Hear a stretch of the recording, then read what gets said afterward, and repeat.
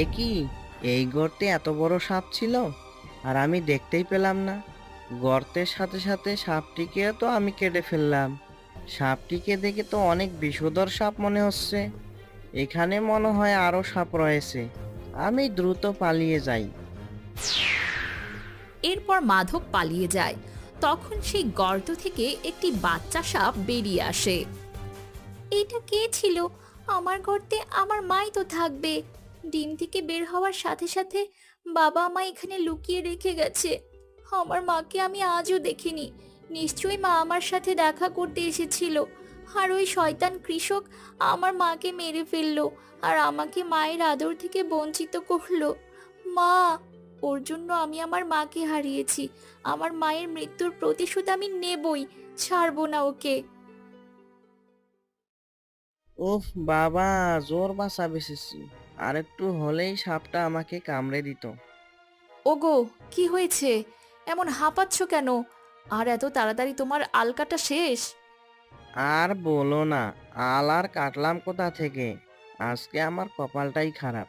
সবেমাত্র জমিতে আল কাটা শুরু করেছিলাম, তখনই কোথা থেকে যেন একটা সাপ আমার কোদালের সামনে চলে আসে। আর আমি না জেনে বুঝে সাপটিকে কোদালের কোপে দুখণ্ড করে ফেলেছি। হে কি অলক্ষণে কাণ্ড! না জানি কেমন স্বাদ ছিল। আমার তো ভয় করছে।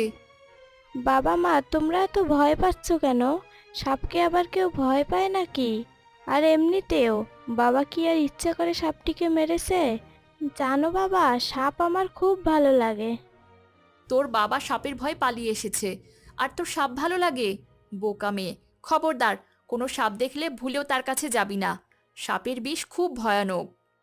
হ্যাঁ রে মা, তোর মা ঠিকই বলেছে। সাপেদের সাথে কখনোই বন্ধুত্ব করতে নেই, কারণ সাপেরা কখনোই মানুষের বন্ধু হতে পারে না।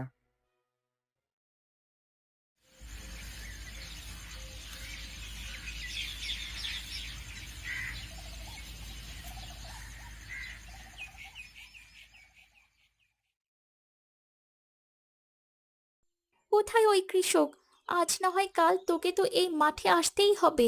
যেদিন তুই আমার সামনে আসবি সেদিনই তোর শেষ দিন হবে। কিন্তু আমার বেশি ওই কৃষক মরবে তো। যদি না মরে তবে তো উল্টো ও আমাকেই মেরে ফেলবে।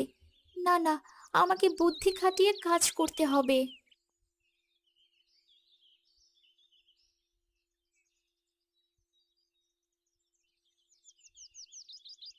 যাক বাবা, গর্তে তবে একটাই সাপ ছিল। আজকের মতো তবে আইলটা কেটে ফেলি। মাধব আইল কাটার পর কোদাল নিয়ে বাড়ির দিকে রওনা দিল।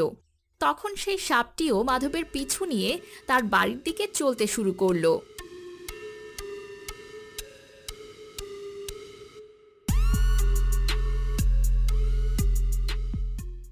যতদিন না আমি তোকে শেষ করতে পারছি ততদিন আমি এখানেই থাকবো। বাবা, তুমি দ্রুত হাত মুখ ধুয়ে এসো, আমার খুব খিদে পেয়েছে। আদর দিয়ে দিয়ে মেয়েটাকে মাথায় তুলেছ। সে কখন থেকে বলছি নিজের হাতে খাবার খেয়ে নে, কিন্তু কে শোনে কার কথা? তুলি, মা, আজকে আমার অনেক কষ্ট হচ্ছে। আজকে তুই মায়ের হাতে খেয়ে নে, কেমন? হলো তো, এবার আয় আমি খাইয়ে দেই।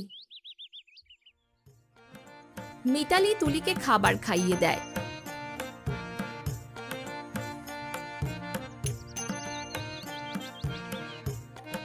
তখন আড়াল থেকে সেই সাপটি বলে, আজকে আমার মা বেঁচে থাকলে আমাকেও এমন আদর করে খাবার খাওয়াতো।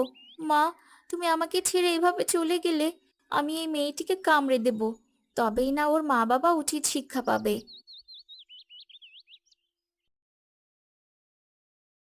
তুলি খাবার খেয়ে নিজের ঘরে চলে যায়।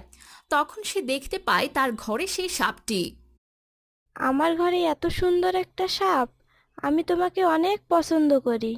তুমি একদম ঠিক জায়গায় এসেছো। আমি মনে মনে তোমাকেই খুঁজছিলাম। আমার কাছে থাকলে তোমার আদর যত্নের কোনো ত্রুটি হবে না। দাঁড়াও, আমি তোমার জন্য এক বাটি দুধ আনছি।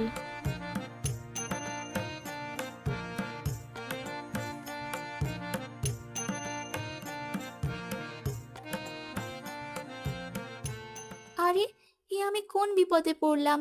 মেয়েটিকে গেলাম কামড়াতে, উল্টো সে আমায় আদর যত্ন করা শুরু করেছে। এখন ওকে কিভাবে কামড়াই? দুধ খেয়ে তুমি আমার বিছানায় চলে এসো। এই ঠান্ডায় বাইরে থাকতে তোমার অনেক কষ্ট হবে। আর হ্যাঁ, ভুলেও আমার বাবা মার সামনে পড়ো না যেন। তবে ওরা তোমাকে মেরে তাড়িয়ে দিবে, কারণ ওরা সাপকে অনেক ভয় পায়। জানো, আমার সাপ দেখলে একটুও ভয় করে না। আমি তো ওর সব ভাষা বুঝতে পারছি, কিন্তু ও কি আমার ভাষা বুঝতে পারবে? আর পারলেও বা কি, আমি ওর সাথে কোনো কথাই বলবো না, কারণ ও হচ্ছে আমার শত্রু। কয়েকটা দিন এখানে থেকে তারপর ওদেরকে মেরে এখান থেকে চলে যাব আমি। কয়েকদিন পর নাগরাজ মাঠের কাছে আসে।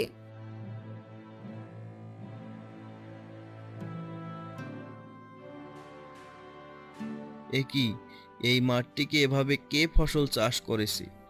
তবে আমার বাচ্চা কোথায়? এখন আমি নাগিনকে কি জবাব দেব? না না, তুই আমাদের ছেড়ে এভাবে চলে যেতে পারিস না। তবে কি আমার একটা ভুলের কারণে আমি তোকে এভাবে হারিয়ে ফেলবো?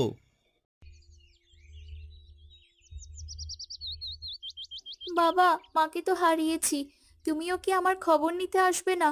আজকে কতদিন হলো আমার বাবাকে দেখি না। সব হয়েছে এই কৃষকের জন্য। আমার বিষ সত্যিই কাজ করে কিনা আজকে তার প্রমাণ হবে।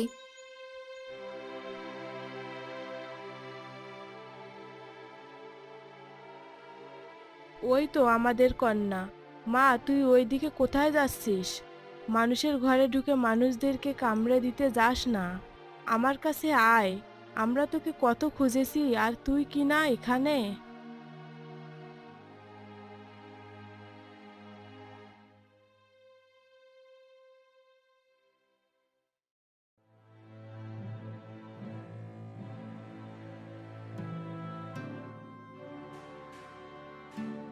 কে তুমি?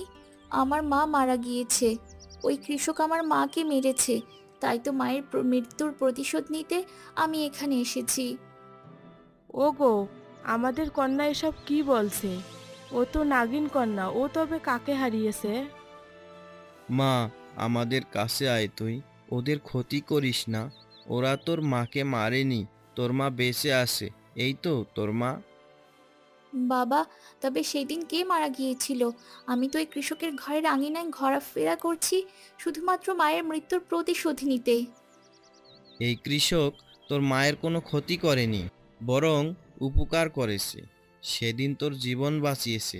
ওই কৃষক যাকে মেরেছে সে হলো কালনাগিন।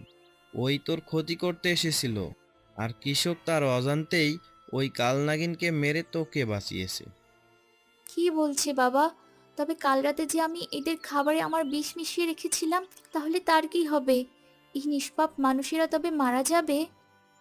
এই না হলে আমাদের নাগিন কন্যা। নিজের মধ্যে কতটা জেদ! তুই তো পারবি নিজের মা বাবা আর নিজেকে রক্ষা করতে। তোর মধ্যে এখনো কোনো বিষ আসেনি। যা তুই মিশিয়ে রেখেছিস তা খেলে ওদের কিছুই হবে না। তাহলে আমি দুশ্চিন্তা মুক্ত। যে আমার উপকার করেছে তাদের আমি কোনো ক্ষতি করতে চাই না। তোমরা একদম সঠিক সময় এসেছো। জানো মা, তুলি অনেক ভালো। আমি মাঝে মাঝে তুলির সাথে দেখা করতে আসব। তারপর নাগিন কন্যা নাগরাজ ও নাগিনের সাথে জঙ্গলের দিকে চলে যায়। আর তুলি ও তার মা বাবা হাসি আনন্দ করতে থাকে। তাদের এই ঘটনা অজানাই থেকে যায়।